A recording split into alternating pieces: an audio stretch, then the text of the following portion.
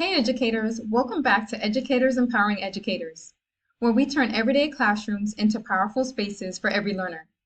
I'm Shelly, and today we're diving into our second C of our 5C strategy for supporting EAL learners, Clarify. Clarify is all about making sure your EAL students don't just hear the lesson, they actually get it.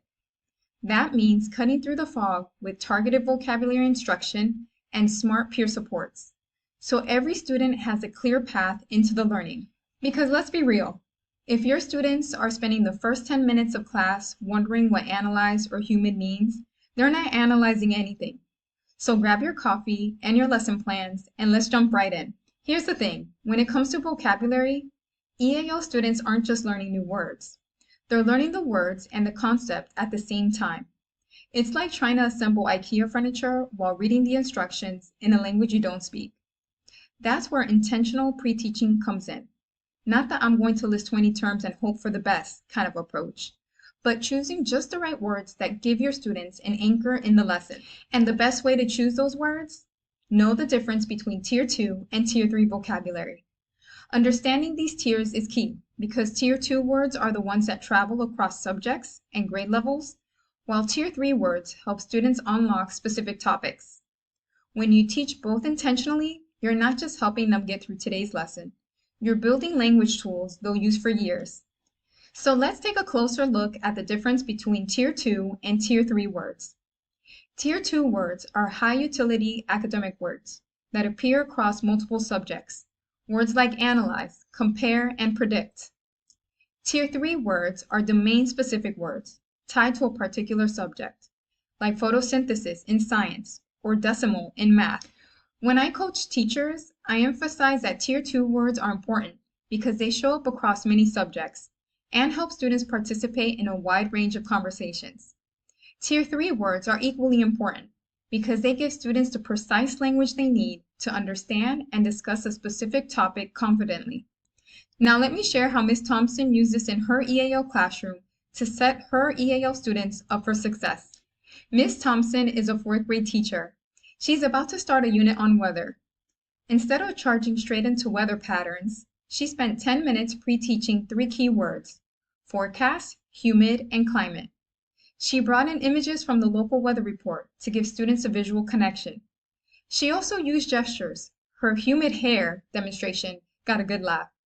And she tied it all together with real-life examples, like tomorrow's forecast said it will be humid, so maybe wear a hat. When the lesson began, her EAL students weren't just catching random syllables, they recognized the words and joined in classroom conversations. By the end of the week, they were confidently using those words during group discussions. This is a clear example of the value of using the Clarify strategy in your lessons to empower your EAL learners. Here are some practical tips you can use to make pre-teaching vocabulary manageable and effective for your EAL students. Tip number 1, keep it to 3 to 5 words max per lesson. Any more than that, and your students can get overwhelmed, making it hard for them to retain the key terms. Tip number 2, use Frayer models or picture dictionaries so your students see, define, and apply the word. And tip number 3, revisit words throughout the week, in warm-ups, quick games, or exit tickets. Remember, the goal isn't to front load everything. It's to give your EAL students the keys they need to unlock the rest of the lesson. Let's do a quick recap of the main steps in pre-teaching vocabulary. First, we discussed pre-teaching 3 to 5 key vocabulary words per lesson to give EAL students a head start.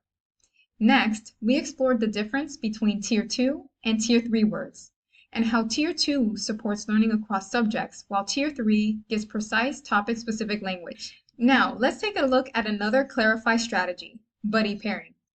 Buddy pairing is a process where you match up your EAL learner with a supportive classmate. Even with the best pre-teaching, some students still need a live in-the-moment guide, and that's where leveraging buddies comes in. Buddy pairing is when you pair up students intentionally based on their needs, strengths, and personalities. It's not just sitting next to a friendly classmate.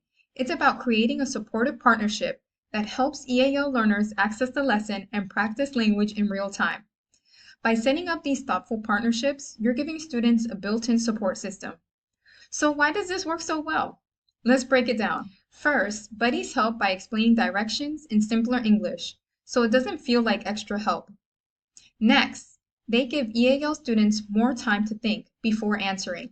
Finally, they encourage questions and help students feel confident joining group conversations. To see this in action, let's look at another real classroom example. Here's how Ms. Diaz used a buddy system to support Rania, a newcomer EAL student, and helped her build confidence in math. I once coached Ms. Diaz, a 6th grade math teacher, who had a newcomer named Rania. She understood very little English and was quickly shutting down during multi-step math problems. We paired her with Sophia, not because they spoke the same home language, they didn't, but because Sophia had empathy and patience. During math lessons, Sophia would quietly rephrase directions in simpler English, point to the numbers on the page, and give Rania extra wait time before jumping in. Within 3 weeks, Rania went from silent nods to raising her hand and explaining her thinking in English.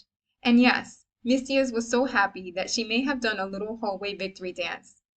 This is another great example to clarify a lesson using the buddy pairing system. Once you understand how buddy partnerships work, there are a few practical strategies to make them even more effective. Here are some key tips to keep in mind when setting up and managing your buddies. Tip number 1. Rotate buddies every 3 to 4 weeks to keep partnerships fresh. Tip number 2. Choose buddies based on personality, empathy, and strengths, not just language. And tip number 3, spend 5 minutes training buddies on how to rephrase instructions, use gestures, and give think time. Let's quickly recap what we covered today. First, we discussed pre-teaching 3 to 5 key vocabulary words per lesson to give EAL students a head start. Next, we explored the difference between Tier 2 and Tier 3 words, and how Tier 2 supports learning across subjects, while Tier 3 gives precise, topic-specific language. Then, we talked about pairing students intentionally, using buddy systems based on their needs and personalities. Also, we highlighted how to train buddies to model language, give think time, and use gestures effectively. And finally, we covered practical tips like rotating buddies regularly and balancing partnerships so students receive maximum support. When students have both clarity and support, they move from observers to confident contributors. A reminder of why these strategies matter. Well, thanks for joining me today. In our next video, we'll dive into the next C of the 5C strategy, customize, where we'll learn how to adapt assessments for EAL students to better meet their individual needs and ensure equitable access to learning. If you've tried any of our strategies today, share your experience in the comments. We'd love to hear from you. And don't forget to like, comment, and subscribe so you never miss a tip from educators empowering educators.